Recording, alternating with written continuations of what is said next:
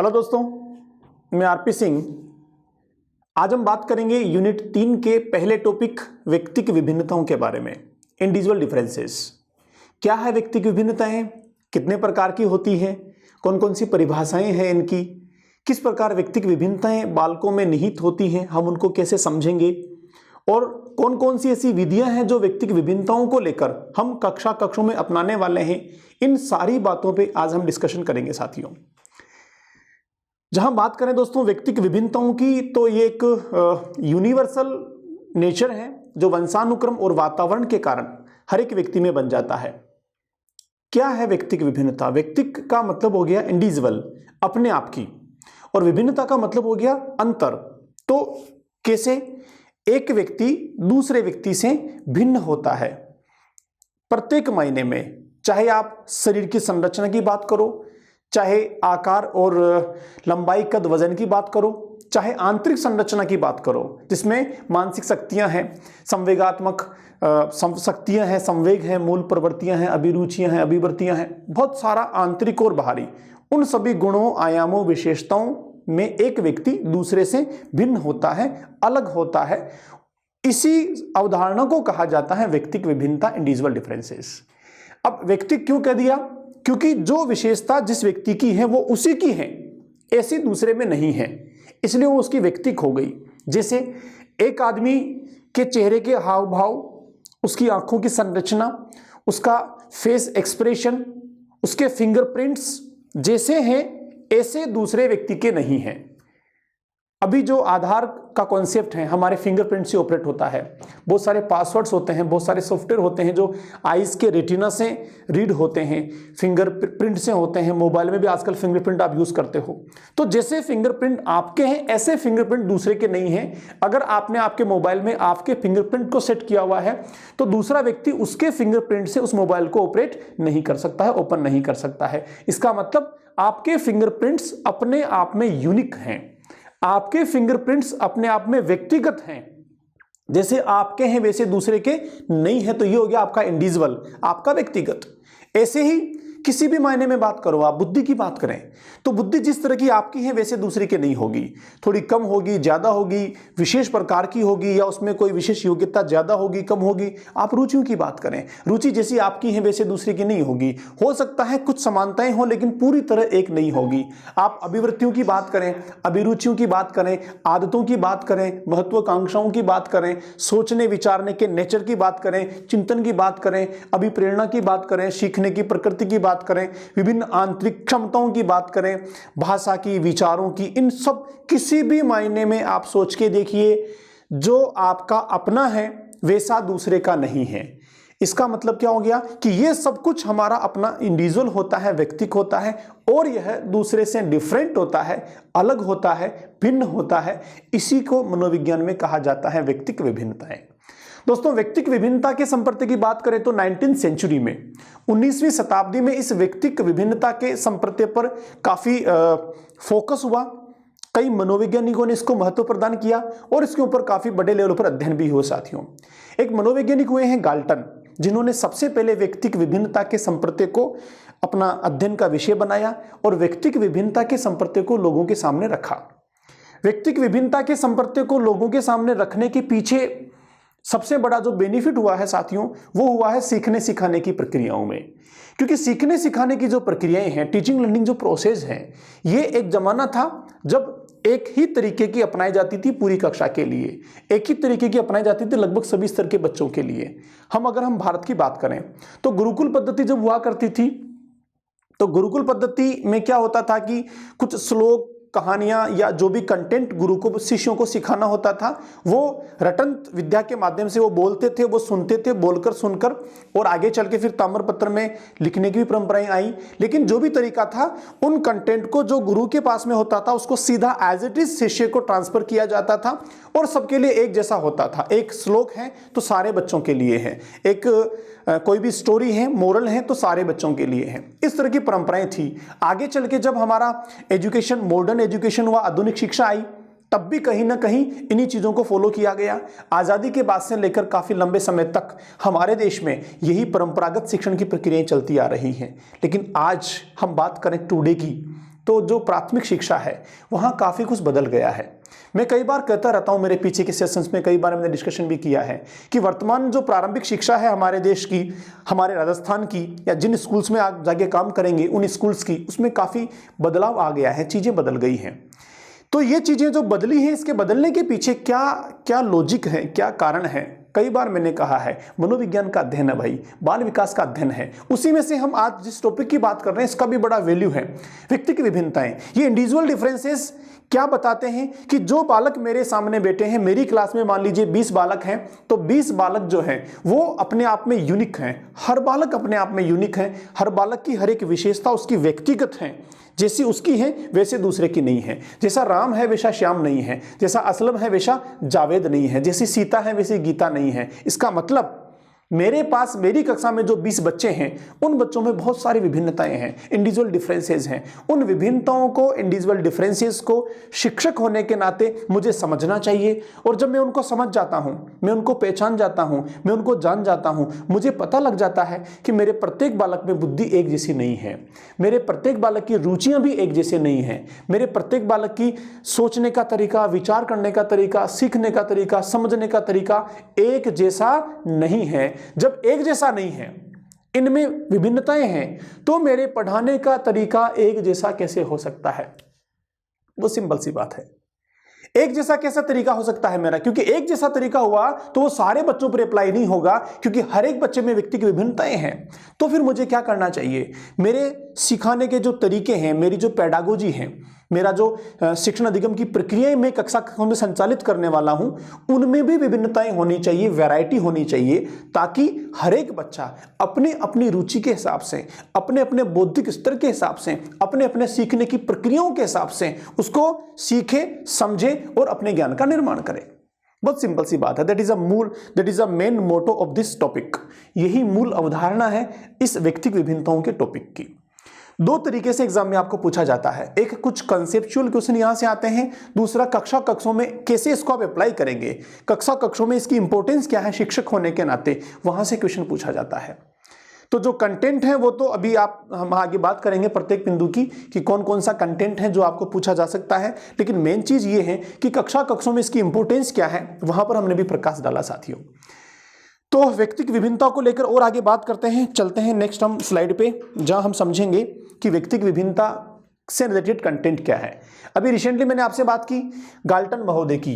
ये Francis Galton हैं, जिनकी आप चित्र देख पा रहे हैं। ये ब्रिटिश मनोवैज्ञानिक हैं, शिक्षा शास्त्री हैं, ब्रिटेन के रहने वाले हैं। इन्होंने 1879 में व्यक्तिगत विभिन्नताओं का सर्वप्रथम अध्ययन किया। 19वीं शताब्दी में इस पर सबसे पहले प्रकाश डाला और व्यक्तिगत विभिन्नताओं के अध्ययन को इन्होंने थोड़ा सा आगे डेवलप किया। अगर आपसे पूछा जाए कि व्यक्तिगत विभिन्नताओं का संप्रत्यय किसने दिया, व्यक्तिगत विभिन्नताओं पर सबसे पहले किसने अध्ययन किया, या फिर व्यक्तिगत विभिन्नताओं के कॉन्सेप्ट के जनक कौन है, तो साथियों आंसर होगा फ्रांसिस गाल्टन, जो कहां के रहने वाले हैं, ब्रिटिश मनोवैज्ञानिक हैं साथियों। इनके बाद आगे चल के 1890 और 99 तक एक और व्यक्ति थे जिनका नाम था केटल। केटल ने भी इन्हीं के संप्रत्यय को आगे बढ़ाया, क्योंकि केटल ने बुद्धि पर काफी काम किए थे। तो जब बुद्धि पे काम कर रहे थे तो उनको समझ में आया कि बुद्धि की जो मात्रा है, बुद्धि का जो वितरण है, वो हर बालक में अलग अलग होता है और बुद्धि के कॉन्सेप्ट में, बुद्धि के संप्रत्यय में व्यक्तिगत विभिन्नताएं पाई जाती हैं। तो फिर उन्होंने भी संप्रत्यय को आगे डेवलप किया। तो फिर गाल्टन के बाद अगला व्यक्ति कौन आएगा? अगला व्यक्ति आएगा दोस्तों केटिल, जो एक महत्वपूर्ण मनोवैज्ञानिक थे जिन्होंने इस व्यक्तिगत विभिन्नता को आगे डेवलप किया। और इसमें इनके सहयोगी जो थे गाल्टन के, उनमें दो नाम आते हैं साथियों। एक नाम आता है पियर्सन का और दूसरा नाम आता है टर्मन का। टर्मन ने भी बुद्धि पे काफी काम किए हैं, आगे हम समझेंगे क्या क्या चीजें हैं। व्यक्तिगत विभिन्नता के अर्थ की बात करें तो क्या होती हैं इंडिविजुअल डिफरेंसेस, व्यक्तिगत विभिन्नताएं क्या होती हैं। रिसेंटली मैंने आपको बताया कि एक बालक में जो अपने गुण और विशेषताएं होती हैं वो दूसरे बालकों से अलग होती हैं, भिन्न होती हैं। इन बालकों में गुण और विशेषताओं की भिन्नता को ही व्यक्तिगत विभिन्नता कहा जाता है।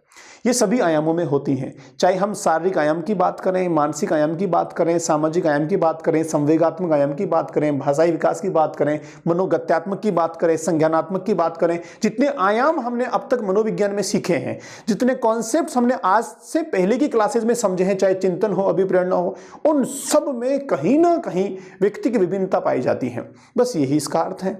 एक बार कुछ बिंदु और देख लेते हैं। व्यक्ति की विभिन्नताओं से तात्पर्य किन्हीं दो व्यक्तियों या बालकों में शारीरिक, मानसिक तथा सामाजिक विभिन्नताओं से हैं। किन किन पहलुओं में है? शारीरिक हो सकती है नहीं, होती हैं, मानसिक होती हैं, सामाजिक होती हैं, और भी सारे पहलू जो यहां पर नहीं है। दो व्यक्तियों की बुद्धि, विशेषकों, समायोजन, अभिक्षमता एवं व्यवहार में जो अंतर होते हैं उन्हें व्यक्तिक विभिन्नताएं कहा जाता है। दो व्यक्तियों के क्या क्या बात हो रही है? बुद्धि, बिल्कुल बुद्धि में विभिन्नता होती है। विशेषकों का मतलब हो गया जो विशेषताएं हैं, चाहे किसी भी हो, शारीरिक विशेषताएं हो, मानसिक विशेषताएं हो, संवेगात्मक विशेषताएं हो, तो ऐसे ट्रेट्स जिन्हें हम आइडेंटिफाई कर सकते हैं और विशेषता के रूप में उनको लिया जा सकता है, उन्हें हम कहेंगे विशेषक। उसके अलावा समायोजन, एडजस्टमेंट, कोई व्यक्ति आसानी से कहीं समायोजन कर लेता है, उसी परिस्थिति में दूसरा व्यक्ति समायोजन नहीं कर पाता है। एक व्यक्ति कहीं एक परिवेश में अपने आप को बहुत सहज और हल्का, आरामदायक महसूस करता है, उसी का साथी दूसरा व्यक्ति वहां बिल्कुल आरामदायक महसूस नहीं करता है। आप जब आपकी क्लास में पढ़ा रहे हैं बच्चों को, उसी दौरान आप देखिए एक बच्चा, आपकी कक्षा में मान लीजिए 20 बच्चे हैं, तो 20 के 20 बच्चे उतना समायोजित नहीं होंगे, उतना समायोजित मतलब एक बराबर समायोजित नहीं होंगे। कोई बच्चा कम समायोजित होगा, कोई ज्यादा होगा, कोई थोड़ा कम कंफर्ट कर रहा है, कोई थोड़ा ज्यादा कंफर्ट महसूस कर रहा है। तो ये समायोजन में भी विभिन्नताएं होती हैं। अभिक्षमता, एप्टीट्यूड, ये भी डिफरेंट होता है। और व्यवहार में जो अंतर होते हैं, मतलब ये कुछ चीजें हैं, इसके अलावा भी प्रत्येक पहलू में होता है। उन्हें हम क्या कहते हैं भाई? उन्हें हम कहते हैं व्यक्तिक विभिन्नताएं, इंडिविजुअल डिफरेंसेस। व्यक्तिक विभिन्नता से तात्पर्य समूह के सदस्यों में सामान्य रूप से हटकर पाई जाने वाली व्यक्तिगत, शारीरिक और मानसिक विशेषताओं से है। एक समूह में हटकर पाई जाने वाली मतलब जैसी एक्स में है वैसी वाई में नहीं है, जैसी वाई में है वैसी जेड में नहीं है, तो ये हो गई हटकर, एक दूसरे से हटकर जो विशेषताएं हैं उन्हें हम कहते हैं व्यक्तिक विभिन्नताएं। हम चाहे समूह में उनको देखें, चाहे दो बालकों में, दो व्यक्तियों में देखें, किसी भी मापदंड पे, किसी भी पैमाने पे, किसी भी लेवल पे, किसी भी स्तर पे देखें, तो साथियों व्यक्तिक विभिन्नताएं जो हैं वो हमें आसानी से पता लग जाती हैं, आसानी से दिख जाती हैं, व्यवहार में प्रदर्शित हो जाती हैं। कुछ परिभाषाएं हैं, उनकी भी बात करते हैं। स्किनर महोदय क्या कहते हैं व्यक्तिक विभिन्नताओं के बारे में? मापन किया जाने वाला व्यक्ति का प्रत्येक पहलू व्यक्तिक विभिन्नता का अंश है। मापन किया जाने वाला, देखो मापन का मतलब क्या होता है? मापन का मतलब हो गया हमने किसी भी चीज को, गुण को, विशेषता को, वस्तु को, पदार्थ को किसी भी पैमाने पर माप लिया और उसको एक अंक प्रदान कर दिया। तो इस प्रणाली को, इस प्रक्रिया को मनोविज्ञान या शिक्षा शास्त्र में कहा जाता है मापन, मेजरमेंट। तो मापन किया जाने वाला प्रत्येक पहलू, जैसे हम बात करें लंबाई की, तो माप सकते हैं कौन कितने फीट का है, कितने इंच का है, कितने सेंटीमीटर का है। हम बात करें वजन की, कौन कितने किलो का, कितने ग्राम का है। हम बात करें मोटाई की, वेस्ट कितनी है, कंधे कितने, इन सबको आसानी से माप सकते हैं भाई। उसके अलावा बात करें शरीर की संरचना की, फेस की, नाक की, नक्श की, इन सब की, तो इन सबको आसानी से मापा जा सकता है। अब कुछ चीजें ऐसी हैं जो आंतरिक होती हैं, मनोवैज्ञानिक होती हैं, वहां भी मापन किया जा सकता है। जैसे बात करें बुद्धि की, तो बुद्धि का मापन हो सकता है। किसका IQ कितना है, आसानी से मापा जा सकता है। अभिवृत्ति को मापा जा सकता है, अभिरुचि को मापा जा सकता है, रुचियों को मापा जा सकता है। तो मनोविज्ञान में भी कई सारे ऐसे संपर्क हैं साथियों जिनका मापन किया जा सकता है। संवेग है, संवेगों को भी हमने दो तरह का मान लिया है, सकारात्मक और नकारात्मक, कि कौन सा संवेग सकारात्मक है, कौन सा नकारात्मक है। तो स्किनर का कहना है कि मापन किया जाने वाला व्यक्ति का प्रत्येक पहलू जो होता है वो व्यक्तिगत विभिन्नता का अंश होता है। ठीक है।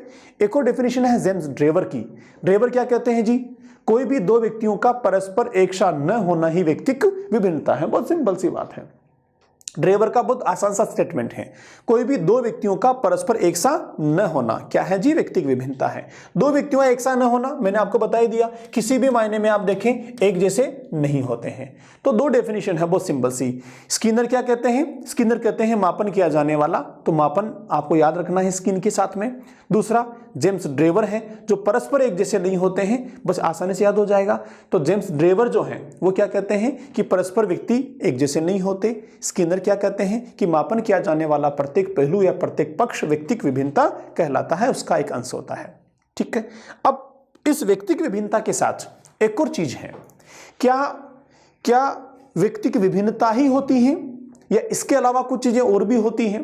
दोस्तों जहां व्यक्तिगत विभिन्नता की बात कर रहे हैं, इंडिविजुअल डिफरेंसेस की बात कर रहे हैं, ये तो होते ही हैं, लेकिन इन सब के बावजूद भी व्यक्तियों में, बालकों में जो विशेषक होते हैं, जो विशेषताएं होती हैं, उनमें समानता भी होती है, सिमिलरिटी भी होती है। देखो कैसे, जैसे हर एक व्यक्ति जो मनुष्य है 2 पैर पे चलता है, तो सारे के सारे 2 पैर पे चलते हैं। हर एक व्यक्ति जिसके 2 आंखें हैं, 2 नाक हैं, 2 कान हैं, 1 मुंह है, 2 हाथ हैं, 2 पैर हैं, सारे के सारे मनुष्यों के ऐसी ही संरचना है। हर एक व्यक्ति बोलता है, अगर उसका पूरा सिस्टम सही है तो सारे के सारे व्यक्ति बोलते हैं। हर एक व्यक्ति में बुद्धि होती है तो सब में बुद्धि होती है, भले कम ज्यादा हो, उसकी मात्रा कम ज्यादा हो सकती है। तो ये समानता भी है, ये समानता भी है। तो प्रत्येक व्यक्ति जो एक जाति विशेष का है, एक समूह विशेष का है, उसमें कई सारी समानताएं भी होती हैं, लेकिन इन समानताओं में भी विभिन्नताएं होती है। इन समानताओं में भी विभिन्नताएं होती हैं। जैसे मैंने कहा, प्रत्येक व्यक्ति के 2 पैर होते हैं, 2 हाथ होते हैं। हाँ जी, 2 पैर होते हैं, 2 हाथ होते हैं, लेकिन दोनों पैरों, दोनों हाथों को माप के देखो, किसी के थोड़े छोटे, किसी के थोड़े बड़े, किसी के थोड़े मोटे, किसी के थोड़े पतले, किसी के थोड़े मजबूत, किसी के थोड़े कम, किसी का रंग थोड़ा अच्छा, किसी का रंग थोड़ा उसकी तुलना में कम। नाक नक सबके हैं, सबके नाक हैं, लेकिन किसी का नाक थोड़ा छोटा है, किसी का बड़ा है, किसी का चपटा है, किसी का मोटा है, किसी का लंबा है, किसी का ज्यादा अच्छा है, किसी का गोरा है। तो ये समानता होने के बावजूद भी उन समानताओं में ही व्यक्ति के अनुसार विभिन्नताएं होती हैं। बस यही संकल्पना है व्यक्तिगत विभिन्नताओं की। एक स्टेटमेंट लिखा भी है, देखते हैं। व्यक्तिगत विभिन्नताओं के साथ साथ व्यक्तिगत समानताएं भी होती हैं। इन समानताओं के कारण ही एक जाति का प्राणी दूसरी जाति के प्राणी से पृथक पहचाना जाता है।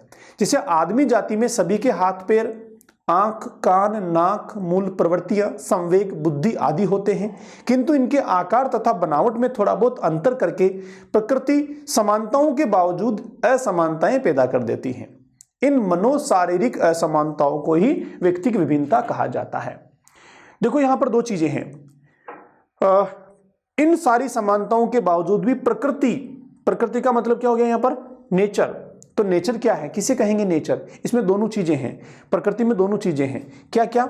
जो बालक के या व्यक्ति के विकास को सबसे महत्वपूर्ण दिशा प्रदान करती हैं। एक हो गया वंशानुक्रम और दूसरा हो गया वातावरण। प्रकृति का मतलब जो उसको विकास में योगदान प्रदान करता है वो प्रकृति हो गई, नेचर हो गया। ठीक, तो यहाँ वंशानुक्रम भी नेचर का हिस्सा है साथियों, और वातावरण भी नेचर का हिस्सा है। दोनों यहाँ पर हैं, दोनों मिलकर प्रकृति की संकल्पना को पूरी करते हैं।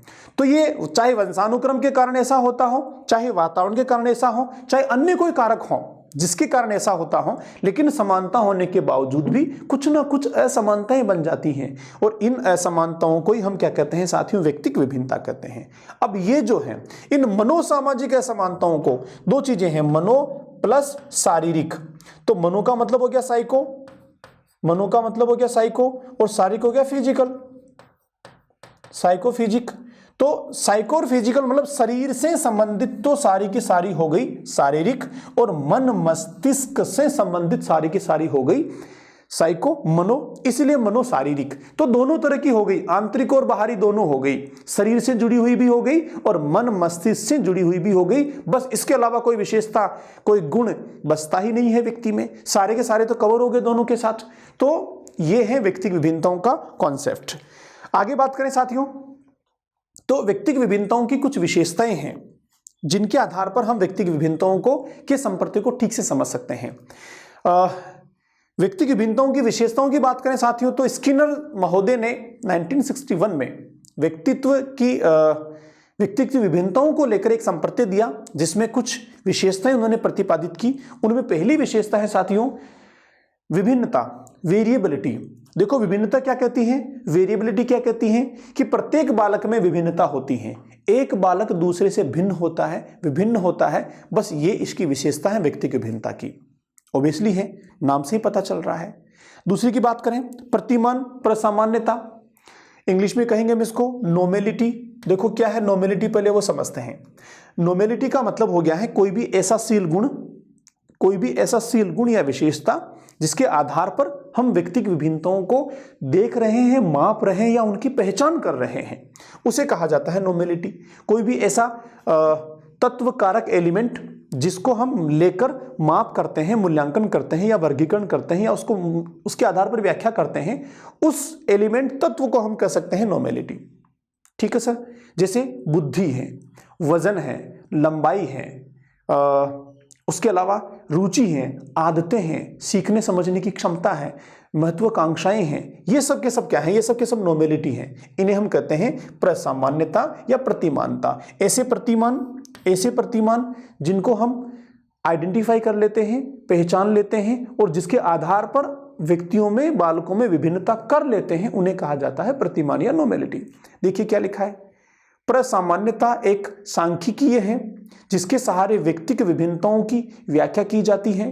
प्रसामान्यता से तात्पर्य यह होता है कि व्यक्तियों के समूह को यदि किसी शील गुण पर मापा जाए तो बहुत ही कम व्यक्तियों में वह शील गुण अधिक या कम मात्रा में होगा और अधिकतर व्यक्तियों में ऐसे होंगे जिनमें वह शील गुण अधिक मात्रा में होगा। किसी भी प्रतिमान के आधार पर बात करें हम अगर बात करें मान लीजिए लंबाई को लेकर, तो लंबाई का जो प्रतिमान है, लंबाई की जो नॉर्मेलिटी है, लंबाई जो एक ऐसा तत्व है, एलिमेंट है जिसको हम माप सकते हैं। अब इस लंबाई के वितरण में क्या प्रसामान्यता है, इसमें क्या नॉर्मेलिटी है? इसमें नॉर्मेलिटी ये होगी, इसमें प्रसामान्यता ये होगी साथियों कि अगर हमने 100 लोगों की लंबाई को लेकर एक अध्ययन किया तो उन 100 लोगों की लंबाई में क्या पाएंगे कि बहुत लंबे, बहुत थोड़े लोग होंगे, बहुत बौने या छोटे भी बहुत थोड़े लोग होंगे। अधिकांश लोग कैसे होंगे? सामान्य औसतन ऊंचाई वाले होंगे। जैसे मैं बात करूं कि 5 फीट 4 इंच 5 इंच पुरुषों की जो हाइट होती है वो सामान्य कही जाती है। तो इस लंबाई के अधिकांश व्यक्ति होंगे, अधिकांश पुरुष होंगे, और बहुत लंबे 6 फीट 7 फीट के बहुत कम होंगे और 1 2 3 फीट के भी बहुत कम होंगे। तो ये जो वितरण है, किसका वितरण? किसी भी ऐसे प्रतिमान का जिसको हम माप रहे हैं, उसके वितरण में जो सामान्यता होती है, उस सामान्यता को कहा जाता है नॉर्मेलिटी। जैसे एक एग्जांपल से बात करते हैं साथियों, मैं बात करूं बुद्धि की। बुद्धि क्या है? बुद्धि एक प्रतिमान है, एक ऐसा प्रतिमान है जिसको हम आसानी से माप सकते हैं। तो बुद्धि जो है, बुद्धि को लेकर 2 तरह की विचारधारा हम रख सकते हैं। क्या? बुद्धि जो है, बुद्धि कुछ लोग हैं जो बहुत प्रतिभाशाली होते हैं, जिनकी बुद्धि लब्धि 140 से ज्यादा होती हैं। इसी में अगर हम बात करें एक दूसरी कैटेगरी की, जो मंद बुद्धि होते हैं या कम बुद्धि वाले होते हैं। ठीक है। एक और कैटेगरी की बात करें जो औसत होते हैं या सामान्य होते हैं। ठीक है, औसत होते हैं या सामान्य होते हैं। तो यहां पर हम क्या देख रहे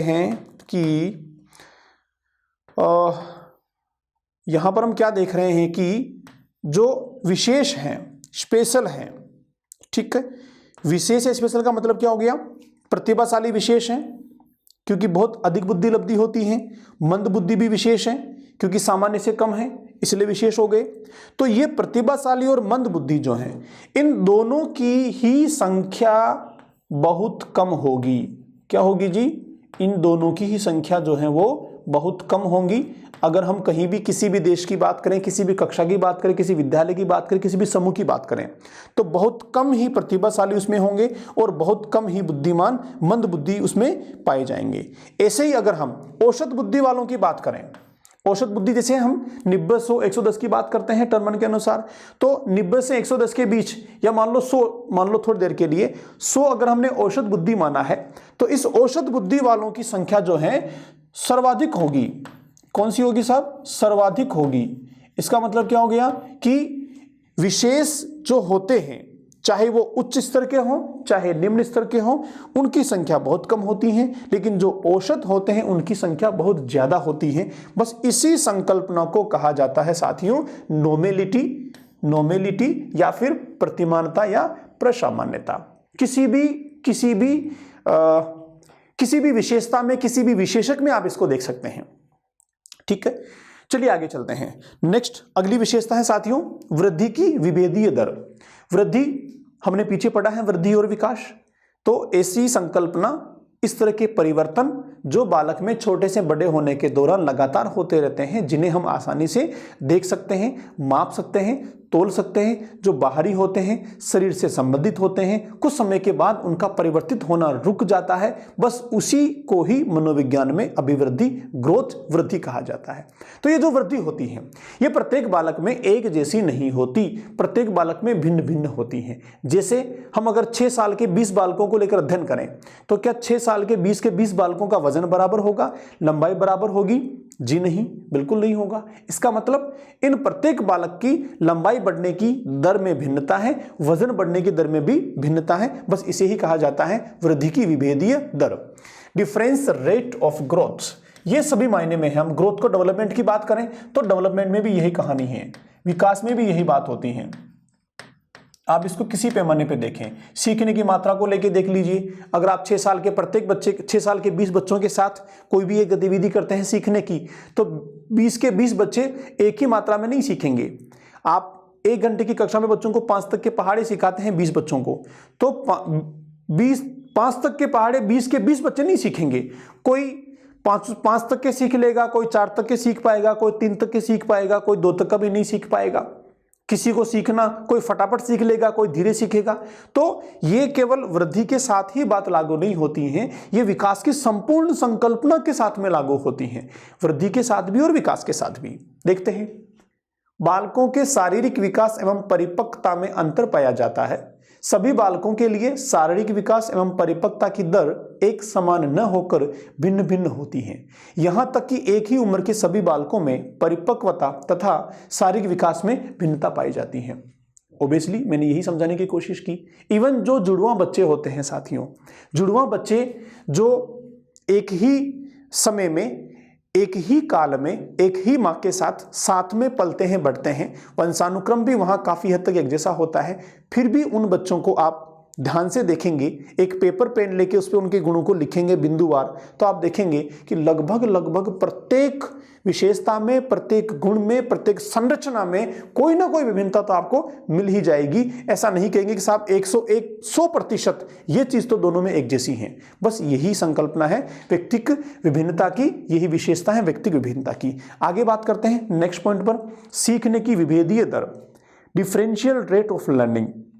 एक ही उम्र के बालकों में सीखने की क्षमता अलग अलग होती है। कुछ बालकों में यह क्षमता अधिक होती है तो कुछ बालकों में यह क्षमता कम होती है।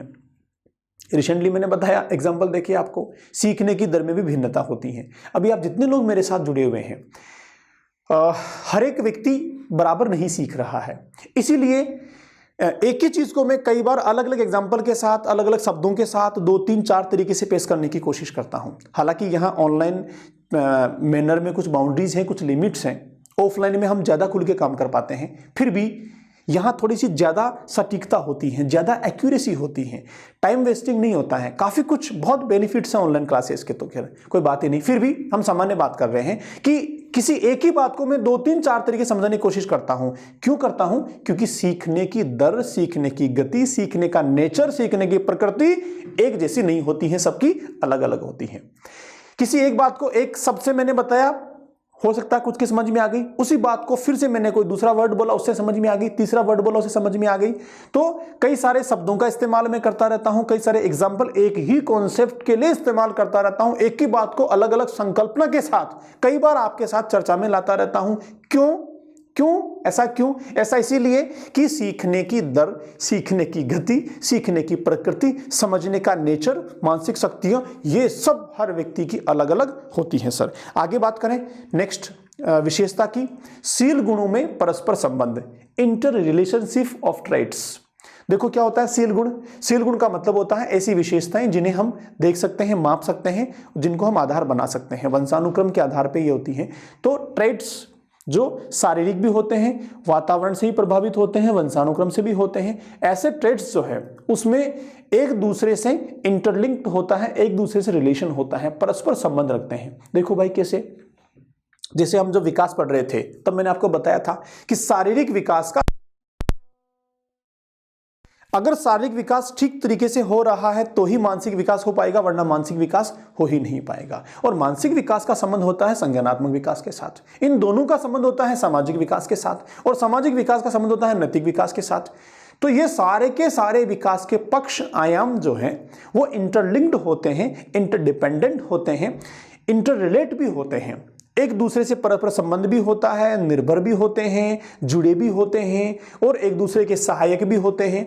तो बस यही बात लागू होती है सभी ट्रेट्स में भी लागू होती हैं। जैसे मैं ट्रेट्स की बात करूं तो बुद्धि के साथ संबंध होता है अभिवृत्ति का, अभिरुचि का, अभिप्रेरणा का, और इनके साथ संबंध होता है चिंतन का। केवल तीन ही कॉन्सेप्ट को लेके बात करें अपन, हमने भी मोटिवेशन पढ़ लिया है, चिंतन पढ़ लिया है, अधिगम पढ़ लिया है, केवल 3 की लेके बात करते हैं। तो अधिगम का संबंध होता है अभिप्रेरणा से, हमने पढ़ा पीछे, अधिगम की शुरुआत ही भी प्रेरणा से होती है। और जब भी व्यक्ति के सामने कोई समस्या आती है तो अधिगम की प्रक्रिया में क्या करता है, चिंतन भी करता है। तो आप मुझे बताओ, क्या बिना चिंतन के अधिगम हो सकता है? क्या बिना भी प्रेरणा के अधिगम हो सकता है? क्या बिना अधिगम के चिंतन हो सकता है? सवाल ही नहीं उठता। तो ये चीजें इंटरलिंक्ड हैं। हम जब अधिगम की बात कर रहे हैं तो चिंतन भी साथ में आएगा, हम जब अधिगम की बात कर रहे हैं तो मोटिवेशन भी साथ में आएगा। तो ये 3 ट्रेट्स लेके मैंने आपको समझाए। इसी तरीके से प्रत्येक ट्रेट्स, प्रत्येक शील गुण जो है हम सब में मौजूद होते हैं, चाहे आंतरिक हो चाहे बाहरी हो, उन सब में आपस में रिलेशन होता है, इंटरलिंक्ड होते हैं, एक दूसरे से वो जुड़े होते हैं। व्यक्ति की विभिन्नता की एक विशेषता यह है कि एक शील गुण में दूसरे शील गुण को प्रभावित कर देता है, क्योंकि सभी शील गुण किसी न किसी ढंग से आपस में संबंधित होते हैं, आपस में जुड़े होते हैं साथियों। अच्छा, नेक्स्ट अगली बात करें, आनुवांशिकता तथा वातावरण का प्रभाव। हमने पीछे यूनिट 1 में पढ़ा था हेरिडिटी और एनवायरमेंट, वंशानुक्रम और वातावरण का क्या प्रभाव होता है बाल विकास के साथ। तो वहां हमने बहुत ठीक से समझा था कि वंशानुक्रम और वातावरण जो है वो दोनों ही मिलकर किसी भी बालक के विकास में सहायक होते हैं। वंशानुक्रम और वातावरण की अंतः क्रियाओं का प्रतिफल होता है बालक का विकास। Development is the result of environment and heredity interaction, इन दोनों के इंटरेक्शन का रिजल्ट होता है डेवलपमेंट। तो दोनों की भूमिका होती है, वंशानुक्रम की भी होती है तो वातावरण की भूमिका साथ में होती है साथियों। देखते हैं एक बार, व्यक्ति की विभिन्नता की एक विशेषता यह है कि इस पर आनुवांशिक तथा वातावरण का प्रभाव पड़ता है। कुछ शील गुण ऐसे होते हैं जिनका विकास आनुवांशिकता के कारण होता है, तथा कुछ शील गुण अर्जित होते हैं क्योंकि इन पर वातावरण का प्रभाव अधिक पड़ता है, तथा कुछ शील गुण ऐसे होते हैं जिन पर दोनों का ही प्रभाव पड़ता है। बहुत सिंपल सी बात है। देखो, मान लीजिए किसी व्यक्ति का नाक नक्श, शरीर की लंबाई, चलने का ढंग, कितना लंबा होगा, किस तरह के कलर होगा, यह सब निर्धारित करता है वंशानुक्रम। ठीक है, वो गोरा होगा कि काला होगा, उसकी लंबाई 6 फीट की होगी कि 4 फीट का ही रह जाएगा, नाक नक्श सुडोल अच्छे होंगे या फिर बेडोल और बेकार होंगे, ये सब वंशानुक्रम तय करता है। ठीक है, लेकिन अगर वातावरण ठीक नहीं मिले तो वंशानुक्रम के जो ये गुण हैं ये रिजल्ट के रूप में कन्वर्ट नहीं हो पाएंगे, ये बन ही नहीं पाएंगे। किसी व्यक्ति को के माता पिता गोरे हैं, वंशानुक्रम में गोरापन है, लेकिन वो पैदा होने से लेकर लगातार ही भूमध्य रेखा के ऊपर रहे, भूमध्य रेखा के क्षेत्रों में रहे, सूर्य की सनलाइट डायरेक्ट उसको मिले, छाया में रहने का मौका ही नहीं मिले, तो वंशानुक्रमीय गुण गोरे होने के बावजूद भी वह गोरा नहीं रह पाएगा, काला हो जाएगा। लंबाई पूरी बढ़नी है, सब कुछ ठीक होना है, लेकिन भोजन ही नहीं मिले, पोषण ही नहीं मिले, तो वो ऐसा नहीं कर पाएगा। तो यहां पर क्या हुआ, वंशानुक्रमीय जो गुण है किस पे डिपेंड हो गए, वो डिपेंड हो गए वातावरण पे। ठीक है, तो कुछ चीजें होती हैं जो वंशानुक्रम पर निर्भर होती हैं, कुछ चीजें वातावरण पे होती है, कुछ दोनों पर निर्भर होती हैं। जैसे कोई बालक कितना सीखेगा, हिंदी सीखेगा कि अंग्रेजी सीखेगा कि नहीं सीखेगा, ये किस पे डिपेंड करेगा, वातावरण पे निश्चित रूप से। तो ये वातावरण का पहलू हो गया। किसी व्यक्ति का व्यक्तित्व कैसा होगा, रहन सहन का ढंग कैसा होगा, कैसे बात करेगा, कैसे कपड़े पहनेगा, किस तरह का उसका सामाजिक व्यवहार होगा, ये सब कुछ वातावरण पे डिपेंड करता है। वंशानुक्रम का इससे कोई सीधा संबंध नहीं होता है। ठीक है सर, तो ये वंशानुक्रम और वातावरण के प्रभाव भी व्यक्ति की विभिन्नताओं के साथ जुड़े होते हैं। ये व्यक्ति की विभिन्नताओं की अगली विशेषता हो गई। तो इस प्रकार हम जान पाए हैं कि व्यक्ति की विभिन्नता जो है उसकी कुछ विशेषताएं हैं, वो चीजें व्यक्ति की विभिन्नता में देखी जा सकती हैं, व्यक्ति की विभिन्नता के साथ में जुड़ी होती हैं। चलते हैं अगले टॉपिक की ओर दोस्तों, जहां हम बात करेंगे व्यक्ति की विभिन्नताओं के प्रकार के बारे में। कितने प्रकार की व्यक्ति की भिन्नताएं हैं और उनको किन किन भागों में बांटा गया है, किस किस प्रकार से उनको देखा और समझा जा सकता है। तो एक मनोवैज्ञानिक है हमारे, जिनका नाम है कार्टर वी गुड। उनकी एक बुक है, बुक का नाम है dictionary of education. Dictionary of education में कार्टर वी गुड ने लिखा है, 2 बिंदु लिखे हैं क्या लिखे हैं? पहला बिंदु, व्यक्तियों में किसी एक विशेषता या अनेक विशेषताओं को लेकर पाई जाने वाली विभिन्नताओं या अंतर। दूसरा क्या है? अपने संपूर्ण रूप में वे सारे भेद और अंतर जो एक व्यक्ति को दूसरे से अलग करते हैं। देखिए जी क्या कहते हैं कार्टर विगुड, पहले बिंदु की बात करते हैं। पहला है व्यक्तियों में किसी एक विशेषता या अनेक विशेषताओं को लेकर पाई जाने वाली विभिन्नताएं या अंतर। ठीक है, एक विशेषता या अनेक विशेषताओं को लेकर पाए जाने वाले अंतर। क्लियर है? यहां कोई डाउट नहीं है आपको। हम एक विशेषता की बात करें तो भी दूसरे बालकों से भिन्न होती हैं, और अनेक विशेषताओं को साथ में लेके बात करें तो भी भिन्नता होती है। दूसरा बिंदु क्या है व्यक्ति की भिन्नताओं के बारे में? अपने संपूर्ण रूप में वे सारे भेद और अंतर जो एक व्यक्ति को दूसरे से अलग करते हैं। अगर हम एक की बात करें तो भी विभिन्नताएं हैं, और संपूर्ण रूप से बात करें तो भी विभिन्नताएं हैं। जैसा राम है वैसा श्याम नहीं है, ये राम और श्याम की संपूर्ण विशेषताएं हो गई। तो दो बिंदु लिखे हैं व्यक्ति की भिन्नताओं को लेकर कार्टर विगुड ने अपनी बुक जिसका नाम है डिक्शनरी ऑफ एजुकेशन। अब और आगे चले साथियों, तो इस व्यक्तित्व विभिन्नताओं को हम दो भागों में बांट सकते हैं, दो प्रकार से इनको समझ सकते हैं। पहला ये कि एक व्यक्ति की जो शील गुण है, विशेषताएं हैं जो अपने आप में हैं, उनका अलग अलग होना खुद में ही। ठीक, दूसरी जो उसकी है वो दूसरे व्यक्तियों से अलग है। तो ये दूसरा, दो तरीके से समझ सकते हैं, दो भागों में बांट सकते हैं। एक खुद की अंदर की शक्तियां या खुद की अपनी जो विशेषताएं हैं उनमें विभिन्नता होना, एक दूसरी अपनी विशेषताओं की, अपने गुणों की दूसरों से तुलना करने पर वहां भी विभिन्नता होना। तो एक हो गई अंतर्वैयक्तिक, एक हो गई अंतरावैयक्तिक। ठीक है, खुद की खुद में और खुद की दूसरे के साथ, दो तरीके से।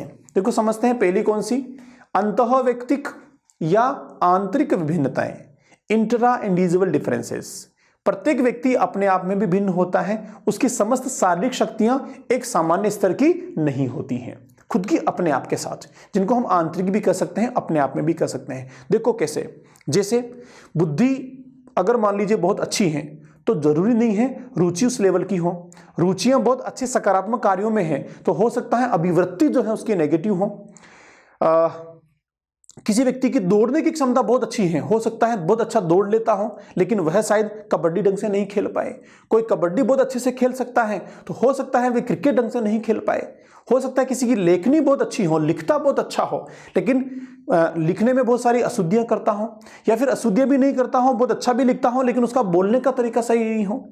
किसी व्यक्ति की बहुत अच्छी समझ हो लेकिन कम्युनिकेशन बहुत अच्छा नहीं हो। तो खुद के अंदर जो अपने आप में विशेषताएं हैं, क्षमताएं हैं, ट्रेड्स हैं, चाहे वो शारीरिक हो, चाहे मानसिक हो, आंतरिक हो, चाहे बाहरी हो, वो एक जैसे नहीं होते, उनमें विभिन्नताएं होती हैं। बस इसे ही कहा जाता है अंतःवैयक्तिक, मतलब व्यक्ति में खुद में अंतःवैयक्तिक या आंतरिक जो व्यक्ति के अंदर में है, इंट्रा इंडिविजुअल डिफरेंसेस। ठीक है सर, अब बात करते हैं दूसरे की जिसका नाम है अंतर्वैयक्तिक, मतलब एक व्यक्ति की दूसरे के साथ, एक व्यक्ति की दूसरे से भिन्न होना। बाय, क्योंकि खुद की और दूसरे की जो बाहर है, क्योंकि खुद तो खुद में है लेकिन दूसरा तो बाहर ही है ना, इसलिए बाह्य। इनको हम कहेंगे इंटरनल इंडिविजुअल। जो इंटरनल होती है, इंडिविजुअल होती है साथियों। देखो, दो या अधिक प्राणियों के बीच शारीरिक तथा मानसिक शक्तियां एवं रचना से संबंधित जो भिन्नताएं पाई जाती हैं उन्हें हम बाह्य विभिन्नताएं कहते हैं। जैसे एक व्यक्ति दूसरे व्यक्ति से भिन्न होता है, एक गोरा है तो दूसरा काला है, एक लंबा है तो दूसरा थोड़ा छोटा है, एक मोटा है तो दूसरा पतला है, एक की आवाज थोड़ी मधुर है तो दूसरे की तुलनात्मक थोड़ी कर्कश है, एक की हैंडराइटिंग बहुत अच्छी है तो दूसरे की हैंडराइटिंग थोड़ी कमजोर है, एक की बुद्धि लब्धि बहुत अच्छी है तो दूसरे की थोड़ी कमजोर है, एक की सृजनात्मक क्षमता एक में है, दूसरे में बौद्धिक क्षमता है, एक प्रतिभाशाली बालक है, दूसरा सृजनात्मक है, जड़ भी हो सकता है। तो अलग व्यक्ति के साथ, अलग बालक के साथ, अन्य के साथ जब विभिन्नताओं को देखा जाता है साथियों, तो उन विभिन्नताओं को कहा जाता है अंतर्वैयक्तिक या बाह्य विभिन्नताएं। और जो खुद के साथ देखा जाता है, अपने आप में देखा जा सकता है, एक ही व्यक्ति में, एक ही बालक में देखी जाती हैं, उन्हें कहा जाता है अंतर्वैयक्तिक या आंतरिक विभिन्नताएं। इसी को हम एक और मैनर से समझते हैं, एक और तरीके से समझते हैं कि ऐसी विभिन्नताएं जो व्यक्ति में खुद में निहित हैं, जो आंतरिक होती हैं, जो मनोसामाजिक होती हैं, दूसरी जिनका संबंध शरीर के साथ में होता है। हमने इसको दो कैटेगरी में बांट दिया है। देखो, पहला क्या, भौतिक, शारीरिक या बाहरी। भौतिक का मतलब जो बाहर से फिजिकल दिखाई देती है, ये भौतिक कहलाएंगी। शारीरिक, जिनका संबंध शरीर के साथ में है। बाह्य, जो बाहर से देखने पे ही प्रकट हो जाती हैं। दूसरी कैटेगरी कौन सी? मनोवैज्ञानिक, जो आंतरिक होती है, जिनका संबंध मन मस्तिष्क के साथ में होता है। हमने इनको आंतरिक भी कह दिया। ठीक है सर। अब बाहरी की बात करते हैं। हमने दो आधार पे व्यक्ति की भिन्नताओं को समझा। पीछे तो क्या आधार था हमारा?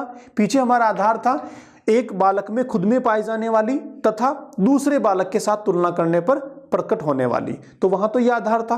अब यहां पर एक ही बालक की बात कर रहे हैं, उसी बालक की बात कर रहे हैं, एक ही व्यक्ति की बात कर रहे हैं, लेकिन यहां भी दो पहलू मान लिए। एक जो बाहरी शरीर के साथ में आपको दिखाई दे रहा है, जिनका शरीर से प्रत्यक्ष संबंध है।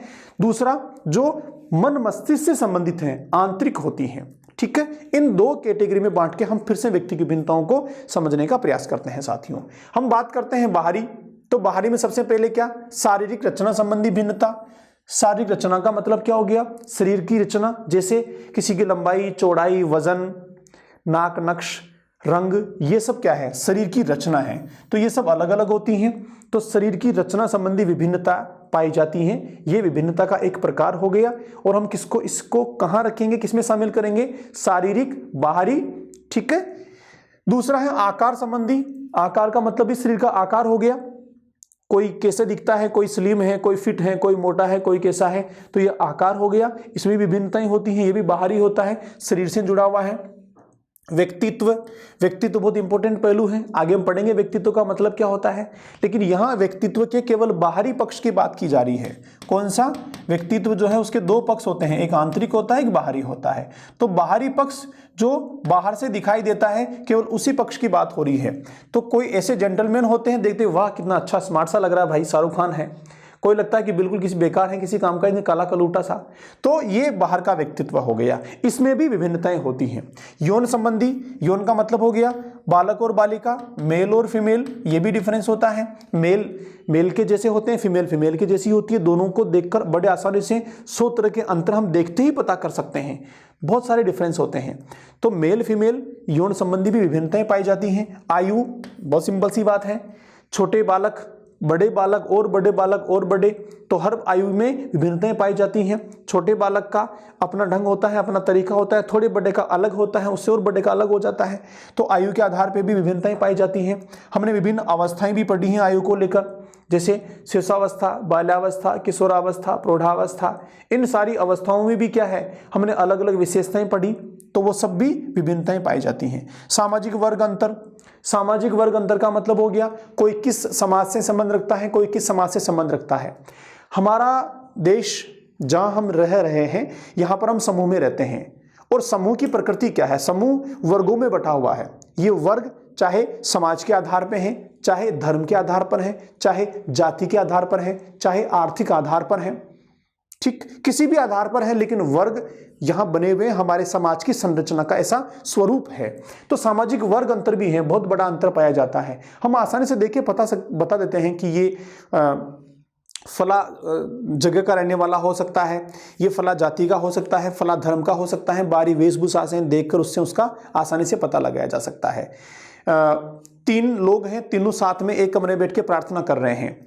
एक हाथ जोड़ के बैठा है, भगवान के हाथ जोड़ के पूजा पाठ कर रहा है। दूसरा नमाज अदा कर रहा है। तीसरा ईसा मसीह वाली गतिविधियां कर रहा है क्रिश्चियंस की। तो तीनों को देख के पता लगा लेंगे कि भाई ये इस धर्म को मानता है, ये इस धर्म को मानता है, ये इस धर्म को मानता है। तो ये भी क्या हो गया? सामाजिक वर्ग अंतर हो गया, जो समाज में बने हुए होते हैं। ठीक है सर। तो ये कुछ ऐसे मापदंड हैं, पैमाने हैं, विशेषताएं हैं, जिनके आधार पर हम भौतिक, शारीरिक या बाह्य विभिन्नताओं को माप सकते हैं या उनको जान सकते हैं। और भी कई हो सकते हैं, लंबी चौड़ी लिस्ट हो सकती है। आप थोड़ा और आगे देखेंगे तो समझ पाएंगे। आप 2-3 बिंदु यहां जोड़ने की कोशिश करना आपकी तरफ से।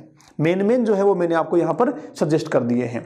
आइए चलते हैं दूसरे आधार की तरफ, जिसको हमने माना था मनोवैज्ञानिक, मन या मस्तिष्क से संबंधित, तथा आंतरिक जो अंदर में है, जो सीधा बाहर प्रत्यक्ष दिखाई नहीं देता है। जैसे मानसिक भिन्नता, बहुत इंपॉर्टेंट है। मानसिक भिन्नता, मानसिक शक्तियां, मानसिक संरचना, मानसिक बनावट, मानसिक ग्रोथ दर, ये सब हर व्यक्ति के अलग अलग होती हैं। हर व्यक्ति का मानसिक कंपोनेंट पूरी तरह से दूसरे से डिफरेंट होता है। तो मानसिक भिन्नताएं हो गई। कैसे? बुद्धि की, संवेग की, मूल प्रवृत्ति की, रुचि की, आत्तों की, अभिवृत्ति की, अभिरचना की, संवेदनाएं, प्रत्यक्षीकरण, अवधान, जितने भी संप्रत्यय हमने अब तक पढ़े हैं जो मानसिक संरचना से जुड़े हुए हैं, उन सब में विभिन्नताएं पाई जाती हैं। क्योंकि दिखाई नहीं देती हैं इसलिए हम क्या कहते हैं, इनको आंतरिक कहते हैं। क्योंकि मन मस्तिष्क से संबंधित है इसलिए क्या कहते हैं, मनोवैज्ञानिक कहते हैं। दूसरी संवेगात्मक, इमोशनल डिफरेंसेस। संवेग मूल प्रवृत्तियों से बनते हैं और मूल प्रवृत्तियां जन्मजात होती हैं। तो जब हम संवेग पढ़ रहे थे तब भी मैंने कहा था कि एक ही परिस्थिति पर अलग अलग व्यक्तियों में अलग अलग तरह के संवेग प्रकट होते हैं, उनका उस तरह का अलग अलग व्यवहार होता है। क्यों हुआ ऐसा? इसीलिए हुआ कि उनमें मूल प्रवृत्तियां जो हैं उनमें विभिन्नता होती हैं, मूल प्रवृत्तियों की मात्रा में विभिन्नता होती हैं। एक ही इवेंट को देखकर अगर 5 लोग खड़े हैं और इवेंट ऐसा है जिससे गुस्सा आने वाला है, परिस्थिति गुस्सा दिलाने वाली है, तो 5 को गुस्सा आएगा? जरूरी नहीं है 3 को आए 2 को नहीं आए। अच्छा 5 को आ भी गया तो बराबर मात्रा में गुस्सा आएगा? यह भी जरूरी नहीं है। ठीक है, किसी एक घटना है जो बहुत दर्दनाक है, रुला देने वाली है, उसको 10 महिलाएं देख रही हैं तो 10 की 10 उसको देखकर रोने लगेगी? जरूरी नहीं है। 10 की 10 ने रोना शुरू भी कर दिया मान लो तो भी बराबर मात्रा में रोएगी? यह भी जरूरी नहीं है।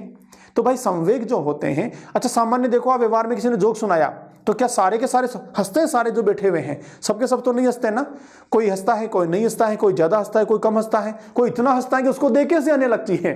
तो ये सब क्या हो गया? संवेगों संबंधी विभिन्नता होगी सर। दूसरा है बुद्धि संबंधी। हम बुद्धि का कॉन्सेप्ट आगे पढ़ेंगे डिटेल से, तब देखेंगे कि बुद्धि अनेक तत्वों और अनेक कारकों का संगठन होती है।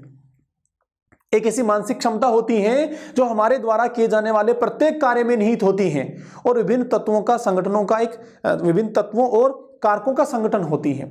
अलग अलग विचारधारा है, आगे पढ़ेंगे हम डिटेल से। तो बुद्धि के विभिन्न कारक जो होते हैं वो हर बालक में अलग अलग होते हैं। किसी की मात्रा ज्यादा होती है, किसी की मात्रा कम होती है। तो फिर कोई बालक ऐसा होता है जो मशीनों संबंधी कार्यों को ज्यादा बढ़िया से कर पाता है, कोई बालक अमूर्त कार्यों को ज्यादा बढ़िया से कर पाता है, कोई सामाजिक कार्यों को ज्यादा बढ़िया से कर पाता है। मतलब क्या हो गया? थॉर्नडाइक ने कहा है कि ये यांत्रिक बुद्धि हो गई साहब, ये अमूर्त बुद्धि हो गई और ये सामाजिक बुद्धि हो गई। तो बुद्धि संबंधी भी विभिन्नताएं पाई जाती हैं। मात्रा, बुद्धि की मात्रा में विभिन्नता होती है। अगर हम बात करें कि साहब 100 बच्चे हैं जिनमें सामाजिक बुद्धि है तो सामाजिक बुद्धि 100 के 100 में बराबर नहीं होगी, वहां भी अंतर होगा। तो बुद्धि में भी विभिन्नताएं होती हैं बुद्धि के आधार पर भी। रुचि की बात करें, बहुत सामान्य सी चीज है जो दिख जाती हैं। हर व्यक्ति की अपनी अपनी रुचियां हैं, वो दूसरे से मैच नहीं करती हैं, इसीलिए इतनी वैरायटी है मार्केट में।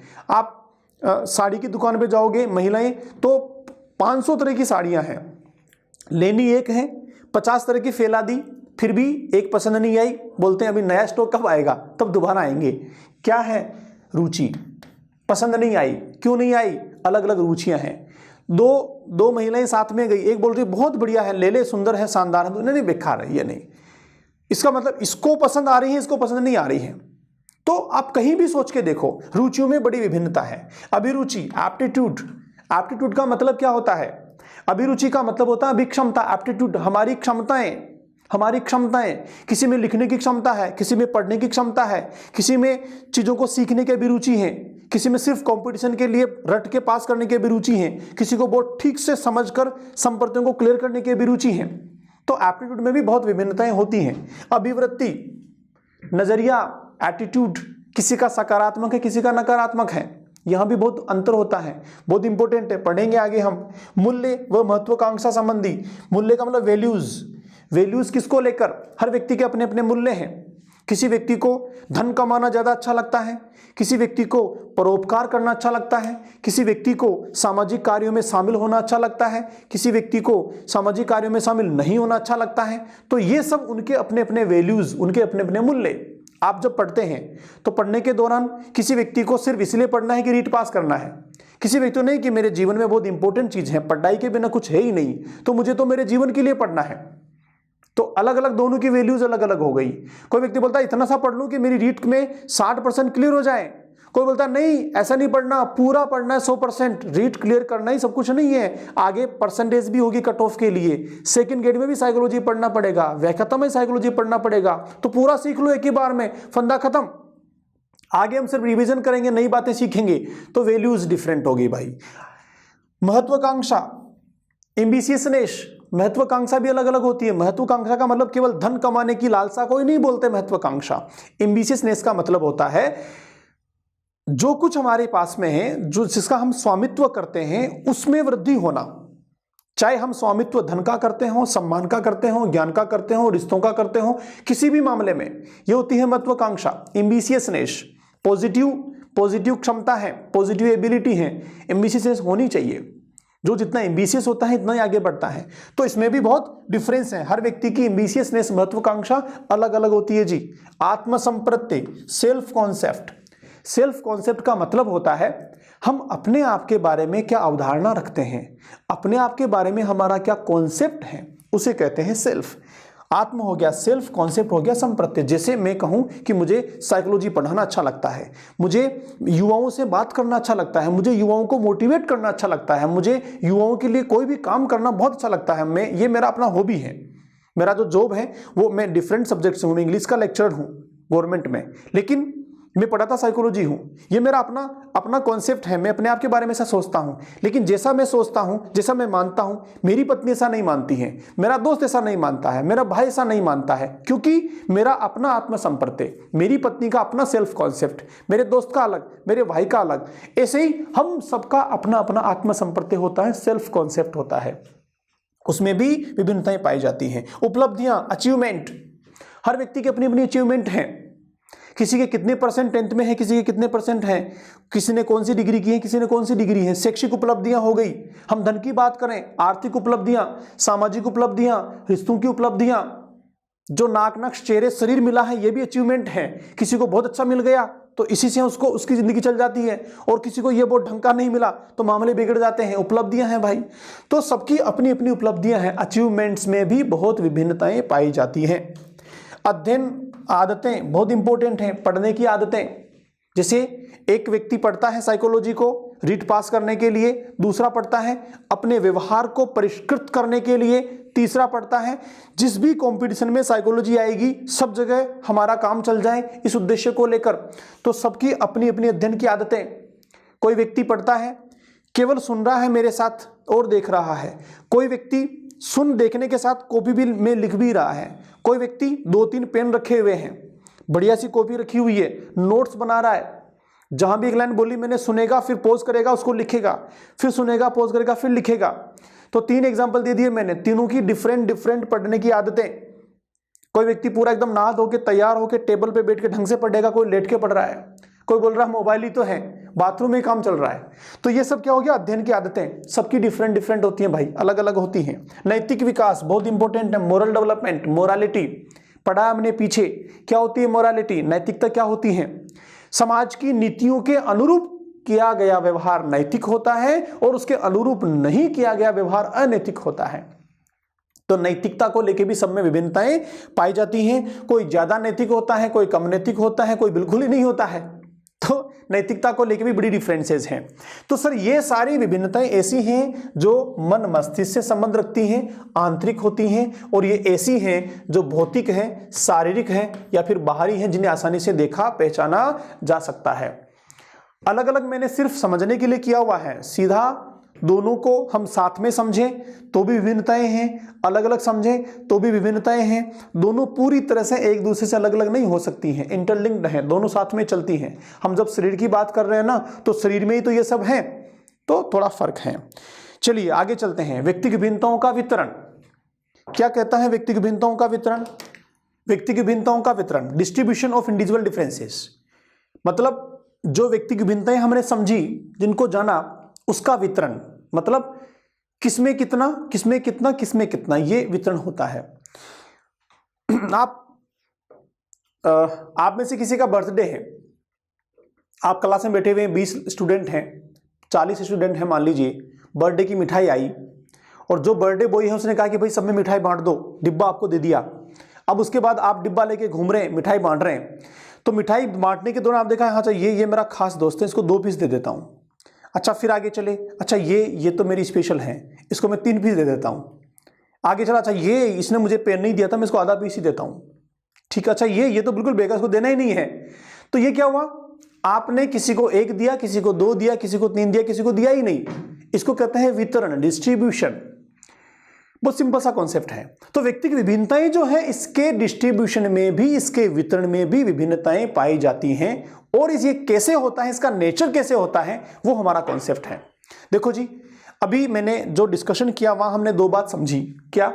कि व्यक्तिगत भिन्नताओं का जो वितरण है वो सब में समान नहीं है। पहली बात, हर व्यक्ति की बुद्धि की मात्रा अलग है, हर व्यक्ति का वजन अलग है, हर व्यक्ति का लंबाई, चौड़ाई, नाक, नक्श ये सब अलग अलग है, मतलब वितरण जो है वो समान नहीं है। ये तो क्लियर कट हो गया। अच्छा, समान नहीं है तो फिर वहां वो किस तरह का है, किस तरह की प्रकृति है उसकी प्रकृति ऐसी है कि अगर हम विशिष्टता की बात करें तो विशिष्टता वाले लोग बहुत कम हैं, लेकिन लगभग एक जैसे लोगों की बात करें तो उनकी संख्या ज्यादा है। जैसे मैंने बुद्धि को लेकर आपको पीछे समझाया, विशिष्ट बुद्धि वाले प्रतिभाशाली बहुत कम हैं। ऐसे ही जो बहुत नीचे की बात करें, मंद बुद्धि, डल, वो भी बहुत कम है, लेकिन सामान्य बुद्धि वाले बहुत ज्यादा है। आप किसी एग्जाम को लेके देखो, रीट में जो मार्क्स होते हैं, रीट के मार्क्स का स्कोर देखो, बहुत हाई मार्क्स गेन करने वाले बच्चे बहुत कम होते हैं और बहुत कम मार्क्स गेन करने वाले भी बहुत कम होते हैं। अधिकांश संख्या कहां होती है? औसत में होती है, एवरेज में होती है, नॉर्मेलिटी में होती है। तो ये होता है वितरण। आप 10th 12th के रिजल्ट को लेके देख लो, बहुत हाई परसेंट वाले बच्चे भी बहुत कम होते हैं, बहुत लो परसेंट वाले बच्चे भी बहुत कम होते हैं, लेकिन औसत परसेंटेज वाले बच्चे बहुत ज्यादा होते हैं। तो ये व्यक्तिगत भिन्नताओं का वितरण का कॉन्सेप्ट है, जो क्या कहता है कि यहां पर एक प्रोबेबिलिटी चलती है, यहां पर एक नॉर्मेलिटी चलती है। देखते हैं क्या है, एक बार समझते हैं। प्रकृति में हमारी सभी व्यक्तित्व एवं व्यवहार संबंधी गुणों के वितरण एक विशेष रूप में ही संपन्न होता है। इस वितरण को सामान्य वितरण का नाम दिया जाता है। गाल्टन तथा केटिल ने व्यक्तिगत भिन्नताओं के वितरण को सामान्य संभावना वक्र, नॉर्मल प्रोबेबिलिटी कर्व के आधार पर समझाया है। देखो जी, यहां से क्वेश्चन बनता है, नॉर्मल प्रोबेबिलिटी कर्व, सामान्य संभावना वक्र की संकल्पना व्यक्तिगत भिन्नताओं में किसने दी? तो आंसर क्या हो जाएगा हमारा? यह हमारा आंसर हो जाएगा गाल्टन और केटिल ने। ठीक है, ये वक्र क्या कहता है, जो मैंने आपको समझाया कि बहुत कम लोग हैं जिनमें विशिष्टताएं जो है वो होती हैं, बाकी अधिकांश गुण जो है सब में सामान्य होते हैं। जैसे प्रकृति में सामान्य वितरण ज्यादा होता है, जैसे सामान्य लंबाई वाले बहुत मिलेंगे, सामान्य रंग वाले बहुत मिलेंगे, सामान्य बुद्धि वाले बहुत मिलेंगे, सामान्य व्यवहार वाले बहुत मिलेंगे, सामान्य आजीविका वाले बहुत मिलेंगे, सामान्य परसेंट वाले बहुत मिलेंगे। तो वितरण जो है वो सामान्य होता है, इसे ही कहा जाता है सामान्य वितरण का कॉन्सेप्ट। देखो क्या है, गुणों में समान वितरण की प्रकृति को एक वक्र से सामान्य संभावना वक्र प्राप्त होता है, जिसकी आकृति घंटे के आकार की होती है, बेल के जैसी होती है। अभी आगे देखेंगे अपन कि किस तरह का वक्र होता है, कैसे बेल की जैसी आकृति होती है। दूसरा बिंदु क्या है, सामान्य संभावना वक्र में न्यूनतम अंक प्राप्त करने वालों की संख्या 2.14% होती है। सामान्य संभावना वक्र में अधिकतम अंक प्राप्त करने वालों की संख्या 34.13% होती है। और जनसंख्या में वे लोग अधिक होते हैं जिनमें लक्षण सामान्य मात्रा में पाए जाते हैं। और भी कई तरह के बिंदु हैं जो सामान्य संभावना वक्र के साथ जुड़े होते हैं, नॉर्मल प्रोबेबिलिटी कर्व से जुड़े होते हैं।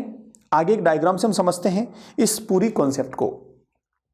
ये आप देख रहे हैं नॉर्मल बेल शेप्ड कर्व, घंटी के आकार का सामान्य संभावना वक्र, क्या कहेंगे इसको हम? सामान्य संभावना वक्र हिंदी में। ठीक है जी, ये सामान्य संभावना वक्र जो है, यहां पर हमने शील गुणों को, ट्रेट्स को सिग्मा के माध्यम से समझने की कोशिश की है।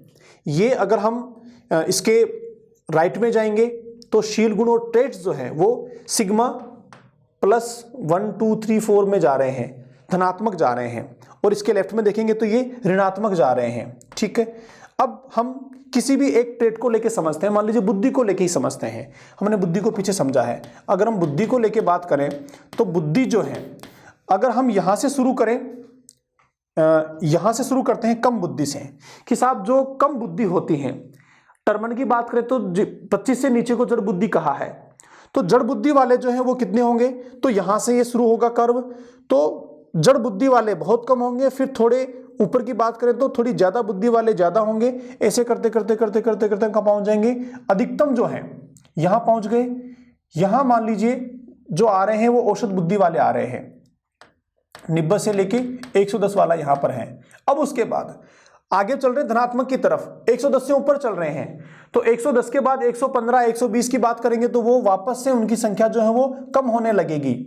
ऐसा नहीं कि बढ़ ही रहे हैं, अधिकतम जो औसत है वहां तक तो ऊपर चला गया ये कर्व, ठीक है। नीचे से बात कर रहे थे तो जो नीचे कम बुद्धि वाले थे वो कम थे, ठीक है। धीरे धीरे जो ही हम ऊपर बढ़ रहे हैं औसत की ओर जा रहे हैं, मध्यमान की ओर जा रहे हैं। कहां जा रहे हैं? मध्यमान, ये मध्यमान है, मध्यमान, ठीक है जी, मध्यमान की ओर जा रहे हैं। ये मध्यमान दिखाता है 0। जैसे ही हम मध्यमान की ओर जा रहे हैं तो संख्या बढ़ती जा रही है, जो ही मध्यमान पे गए अब और ऊपर जा रहे हैं तो संख्या वापस नीचे आने लगती है, नीचे आने लगती है, ये घटने लगता है। और आगे चल के अगर बात करें कि 140 से अधिक बुद्धि लब्धि वाले लोग तो वो बहुत कम मात्रा में हो जाते हैं, ये यहाँ कर्व जो है वो वापस नीचे आ जाता है।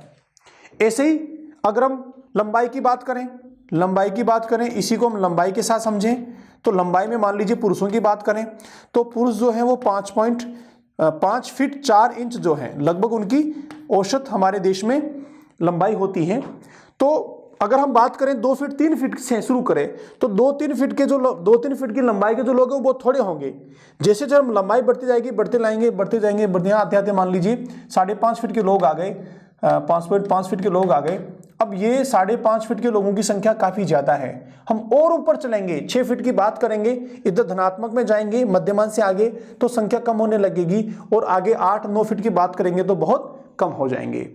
इस तरह के वक्र को जो संभावनाओं को दिखाता है उसे स्टैटिक्स में, सांख्यिकी में नॉर्मल बेल शेप्ड कर्व कहा जाता है।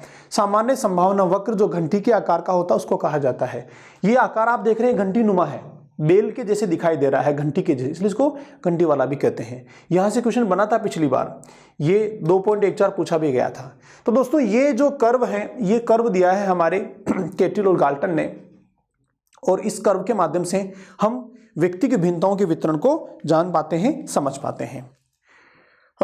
तो बस आज का सेशन हम यहीं तक, आगे नेक्स्ट में हम अगले सेशन में बात करेंगे इससे आगे कंटेंट को लेकर।